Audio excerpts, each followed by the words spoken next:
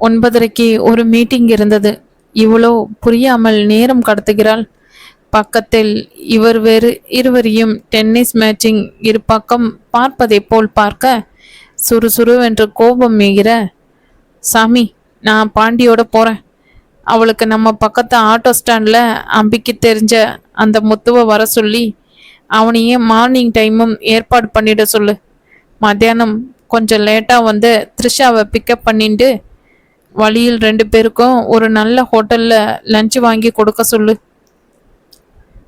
இவளை டைப்பிங் கிளாஸில் விட்டுட்டு அப்புறம் த்ரிஷாவை ஆற்றுக்கு கொண்டு வந்து விட்டா போதும்.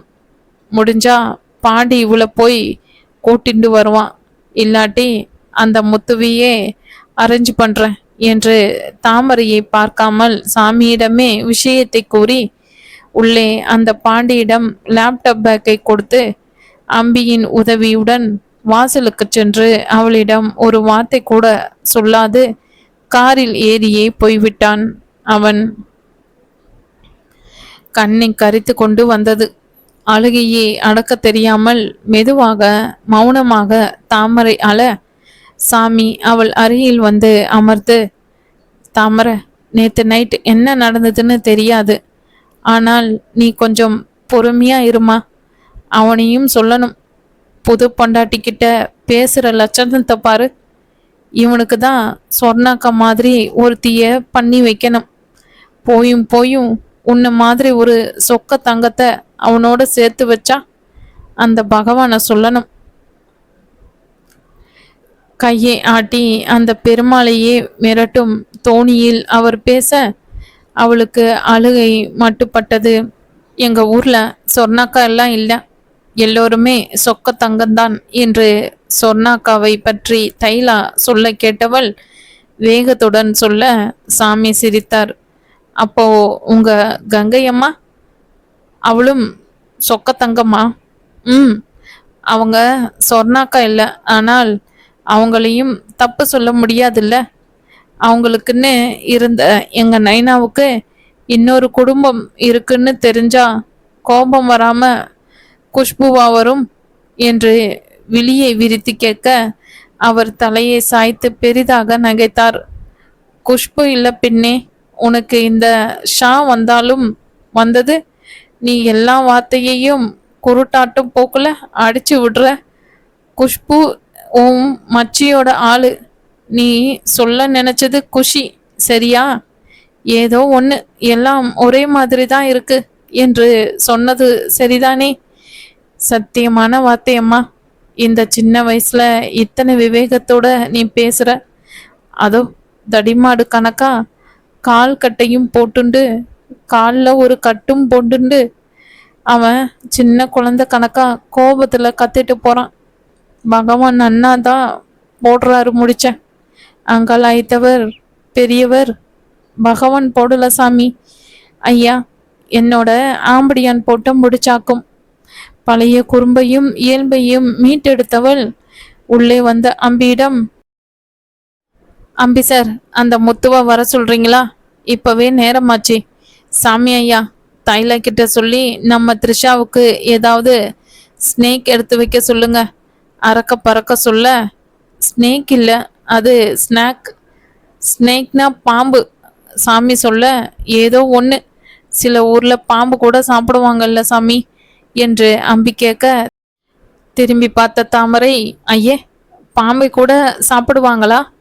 அது சாமி கண்ணை குத்திடும் என்று கூறி மூக்கை சுருக்கி, அதே மீனா நல்லா இருக்கும் என்று கண்ணை விரிக்க, என்னது மீனா? பேச்சு வரவில்லை சாமிக்கு. நீங்க சைவம் இல்லை?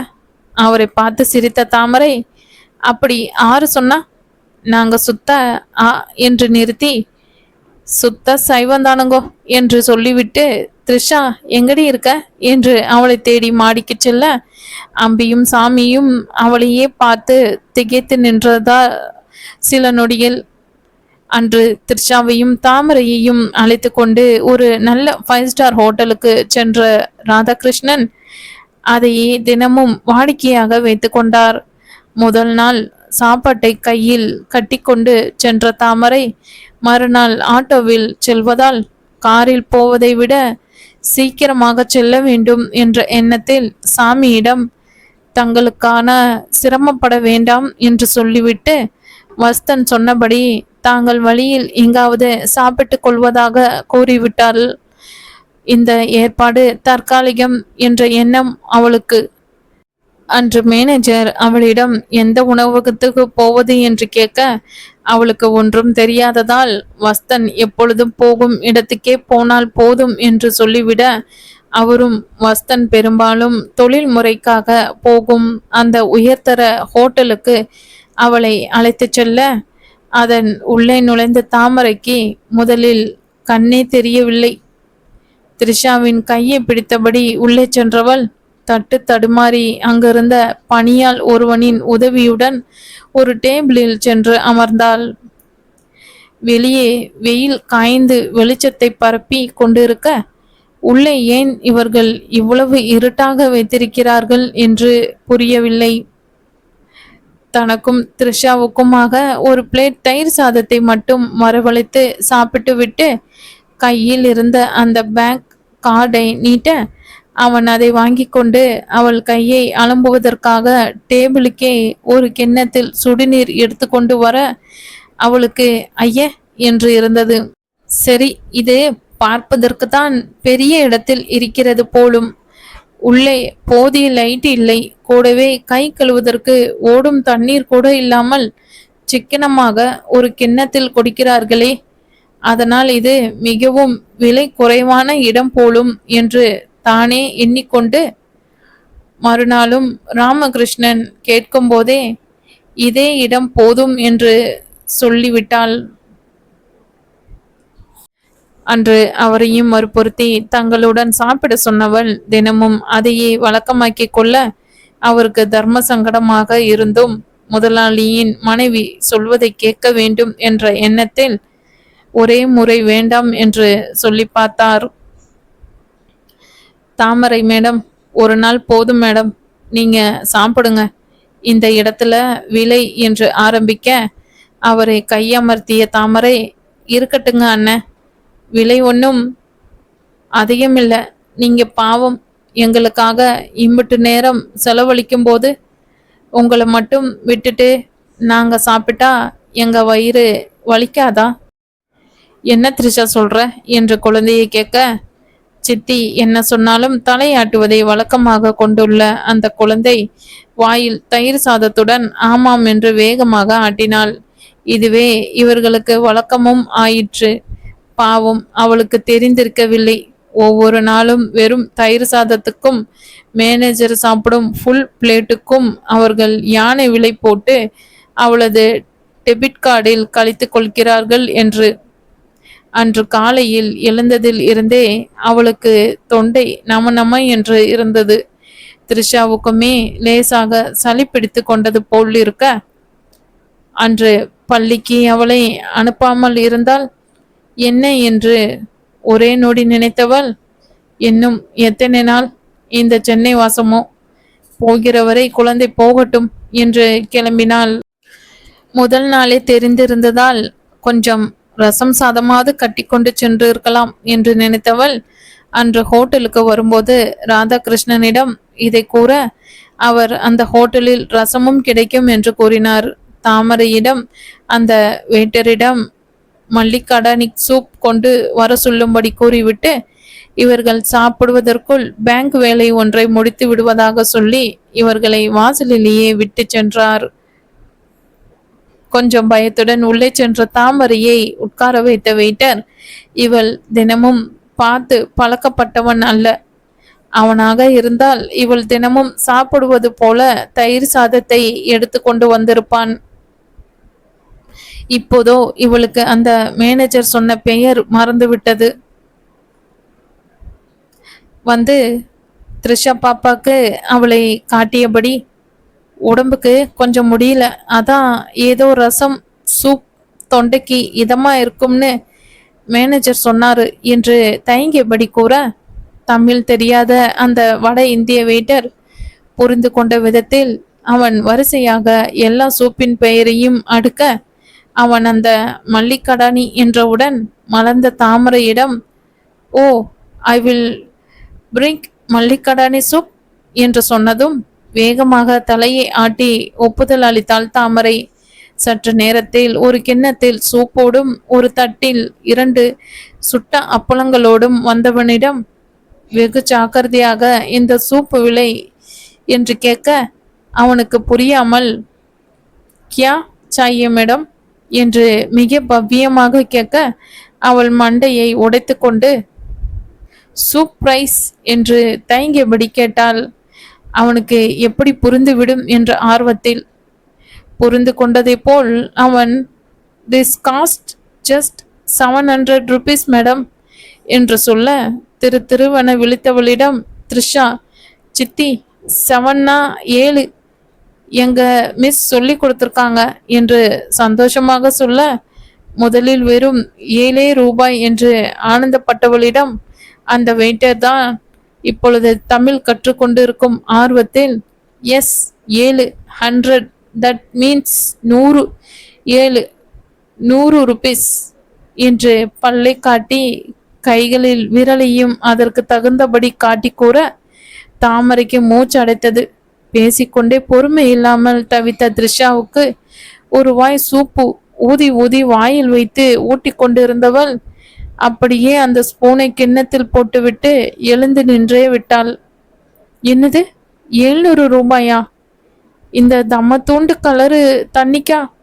டாக்டர் கிட்ட போனாலே இதை விட கம்மியா வாங்குவாரே. இது எங்களுக்கு வேண்டாம், எடுத்துட்டு போங்க. எங்களுக்கு தினம் போல வெறும் தயிர் சாதம் மட்டும் போதும் என்று பதைத்து சொல்ல அவன் பதறி சூப் நாட் குட் மேடம் என்றான். கொஞ்சம் புரிய சூப் குட், விலை நாட் குட் என்று மெடுக்காக மொழிந்த தாமரையை பார்த்து சிரிப்பதா அழுவதா என்று அவனுக்கு தெரியவில்லை. அவளை ஏற இறங்க பார்த்தவன் இது ஒரு பட்டிக்காட்டு கேஸ் போல தெரியாமல் உள்ளே வந்து விட்டாளோ என்று முதலில் நினைத்தது சரிதானோ என்று யோசித்தான். அவளுக்கு உதவும்படி அந்த ரெஸ்டாரண்டில் மேனேஜர் சொல்லி இவனை அவள் டேபிளுக்கு அனுப்பும்போது அவரிடம் இதையே சொல்ல அவர்தான் அப்படி இல்லை, அவள் தினமும் வருபவள்தான் என்று கூறி அவனை அனுப்பி வைத்திருந்தார்கள். அன்றும் பார்த்து ஒரே கூட்டம் வேறு. அந்த அவசரத்தில் மேனேஜர் இவனுக்கு தமிழ் தெரியாது என்பதை கருத்தில் வைக்க தவறியிருந்தார். பெரிய பிசினஸ் பார்ட்டி ஒன்று அதே ரெஸ்டாரண்டில் மறுபக்கத்தில் சாப்பிட்டு கொண்டு இருந்தது. வெளிநாட்டவர்களும் அரசாங்கத்தில் முக்கிய பதவியை வகிக்கும் தொழில்துறையை சார்ந்த சில அதிகாரிகளும் கூடவே சில கண்ணாடி தொழிற்சாலை உரிமையாளர்களும் பங்கேற்கும் லஞ்ச் அது. நெடுநாட்களுக்கு முன்னே வெகு கவனத்துடன் திட்டமிட்ட நிகழ்வு இது என்பதால் அவர் எந்த தப்பும் நேர்ந்துவிடக் கூடாது என்பதில் வெகு கவனமாக இருந்தார். இப்பொழுது தாமரையின் குரல் என்றுமில்லாமல் சற்று சத்தமாக ஒலிக்க அவர் வேகமாக அவளின் டேபிளுக்கு வரும்போது அவள் I know it, you soup go back என்று தடுமாறி அந்த வெயிட்டரிடம் அந்த சூப் பவுலை நீட்ட அவனோ no madam, we can only if something is wrong with it என்று அவளுக்கு மெதுவாக புரிய வைத்து கொண்டிருந்தான்.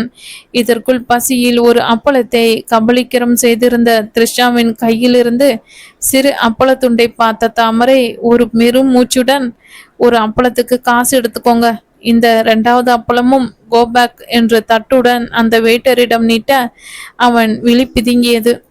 இதற்குள் அருகில் வந்த மேனேஜரிடம் அந்த வெயிட்டர் ஆங்கிலத்தில் நடந்ததை கூற அவருக்கு தாமரையை பற்றி தெரிந்திருந்தபடியால் அந்த வெயிட்டரை தெரியாமல் அனுப்பியதற்கு தன்னையே நொந்து கொண்டு அந்த வெயிட்டரையும் கடிந்து தாமரையிடம் மேடம், இதுக்கு இன்னைக்கு உங்களுக்கு சார்ஜ் பண்ண மாட்டோம், சாப்பிடுங்க மேடம் என்று சொல்லி அந்த வெயிட்டரிடம் அவர்களுக்கு இன்னும் ஒரு பவுல் சூப் கொண்டு வந்து கொடுக்கும்படி சொல்ல தாமரை அடக்கிய அழுத்தமான குரலில் எங்களுக்கு நீங்க ஒன்றும் சும்மா தர வேண்டாம், எங்களுக்கு இம்புட்டு துட்டு கொடுத்து சாப்பிட கட்டுப்படி ஆகாது, ஏன் இந்த கார்டில் 50 பைசா கூட இருக்காது என்று அவளுடைய கார்டை நீட்ட அந்த வெயிட்டரின் விழிகள் தெரித்தே விழுந்தன.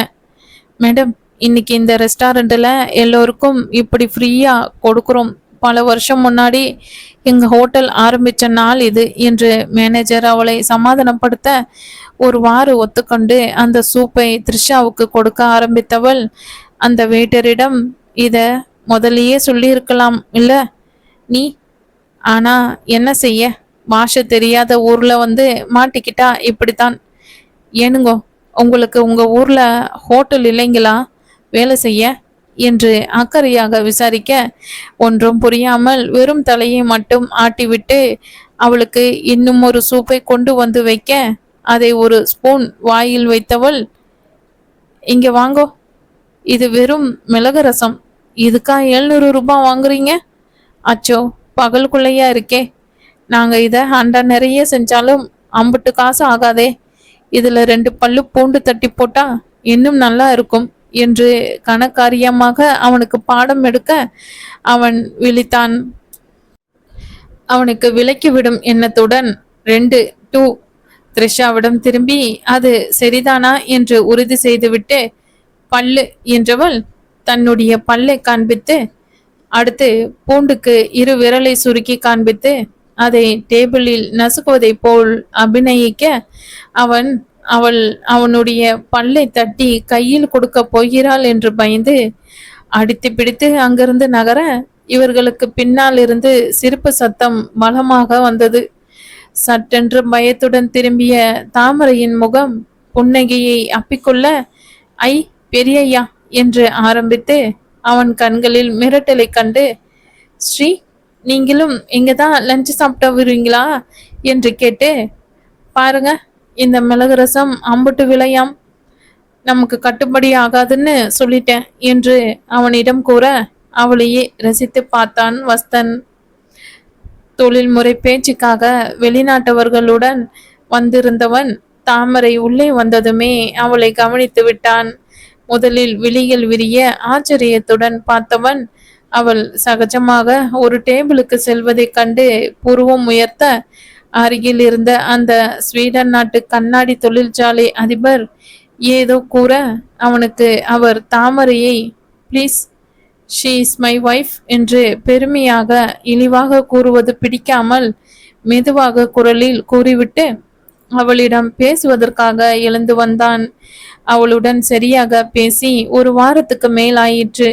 கண்ணில் அவளை நிரப்பிக்கொண்டே, நீ இங்கேயா தினமும் வர என்று கேட்க அவள் பதட்டமாக, ஏனுங்கோ, இங்கே காசு நிறையவோ, தயிர் சாதம் தான் தினமும் சாப்பிடுவோம், அதுக்குன்னா விலை கம்மிதான், இந்த மிளகு தண்ணிக்கு கூட 700 ரூபாய் சொன்னாங்க, ஆனால் இது சும்மாதான் கொடுக்கறாங்களாம் என்று அவனிடம் சொன்னதோடு நிற்காமல் அந்த வெயிட்டரிடம், அண்ணா, இவருக்கும் ஒரு கிண்ணத்துல கொண்டுட்டு வாங்க என்று சொல்லிவிட்டு ப்ளீஸ் என்று வேண்ட வஸ்தன் சிரித்து அவள் கையை பிடிக்க இவர்களுக்குள்ளும் ஒரு மின்னல் ஓடி மறைந்தது. சுற்றுப்புறம் மறக்க ஒருவரை ஒருவர் பார்த்தபடி நிற்க அதற்குள் இருவருக்கும் அருகில் வந்த அந்த John, hi, I am John, வஸ்தன் ஃப்ரெண்ட் என்று கையை நீட்ட அவரும் சூப் கேட்கிறார் என்று நினைத்து அந்த வெயிட்டரிடம், பாவம், இவருக்கும் ஒன்று கொண்டு என்று சொல்ல வஸ்தன் சிரிப்பை அடக்கி கொண்டு, தாமரை, இவர் ஜான், ஸ்வீடன்ல வெளிநாட்டுல இருந்து வந்திருக்கார், ஆபீஸ் விஷயமா பேசுறதுக்கு நாங்க நிறைய பேரோட வந்திருக்கோம், நீ சாப்பிட்டுட்டு போ, உனக்கு கிளாஸுக்கு நேரமாகல என்று சொல்ல அவள் அழகாக கரம் குவித்து அந்த ஜானுக்கு முகமன் கூறினாள். நீட்டிய கையை மடக்கி அவளை மாதிரியே கரங்களை குவித்த ஜான், ஷீ இஸ் அடரபிள் வஸ்தன் என்று கூறி தாமரையின் பக்கத்தில் அந்த அப்பளத்தை ரசித்து சாப்பிட்டு கொண்டிருந்த த்ரிஷாவை பார்த்து, சோ இஸ் யுவர் டாட்டர் என்று சொல்லி முடிக்கவும் வஸ்தன் முகத்தில் இருந்த புன்னகை மறைந்தது. Yes, thanks John, excuse me, they are late for class எனவும் அந்த ஜான் அவர்களிடம் பாய் சொல்லிவிட்டு நடக்க தாமரைக்கு முகத்தில் அடி வாங்கியது போல் இருந்தது. அந்த வெளிநாட்டவன் த்ரிஷாவை காட்டி ஏதோ சொல்லவும் அதுவரை சிரித்து பேசி கொண்டிருந்த கணவன் முகத்தில் அந்த சிரிப்பு தொலைவதையும் பார்த்து மனதில் கவலைப்பட்டவள் அவனிடம், நீங்க போங்க, நான் சாப்பிட்டாச்சே, த்ரிஷா அப்பளம் போதும், அந்த அரை அப்பளத்தை ஆட்டோவில் போகும்போது சாப்பிட்டுக்கோ என்று அதை அங்கிருந்து ஒரு துணி நாப்கினில் வைத்து கொண்டு கார்டை வேட்டரிடம் நீட்ட வஸ்தன் அவளை போகும்படி கை காண்பித்து, நீ கிளம்பு தாமர, நான் பே பண்ணிக்கிறேன் என்று சொல்லிவிட்டு ராமகிருஷ்ணனை அழைக்க, அவரோ டிராஃபிக்கில் மாட்டிக்கொண்டு இருப்பதாக கூறவே, தாமர, மேனேஜர் வர நேரமாகுமாம், எனக்கு கார் வேணும், நீயே ஒரு ஆட்டோ பிடிச்சு போயிடு, ஓகே என்று சொல்லிவிட்டு அவள் பதிலுக்கு காத்திராமல் தனக்காக காத்திருந்த கூட்டாளிகளிடம் சென்றான். வெளியில் வந்த தாமரைக்கு கண்ணை கட்டி காட்டில் விட்டது போல் இருந்தது. கையில் அட்ரஸ் இருந்தது. ஆனால் தினமும் மேனேஜர் அவளை காரில் விட்டுவிட்டு த்ரிஷாவை வீட்டில் கொண்டு போய் விட்டு விடுவார். இன்று என்ன செய்வது? கையில் இருந்த தட்டச்சு சம்பந்தமான புத்தகத்தில் அவர்களின் முகவரி இருந்தது. ஆனால் த்ரிஷாவை வீட்டில் விட வேண்டுமே. ஏற்கனவே லேட் ஆகிவிட்டது. சாமிக்கு ஃபோன் செய்து த்ரிஷாவை இன்று மட்டும் தன்னுடைய வெத்து கொள்வதாக சொல்ல நினைத்து கையில் அவசரத்துக்கு என வைத்திருந்த கைபேசியை எடுத்தபோதுதான் அதில் உயிர் இல்லாதது தெரிந்தது.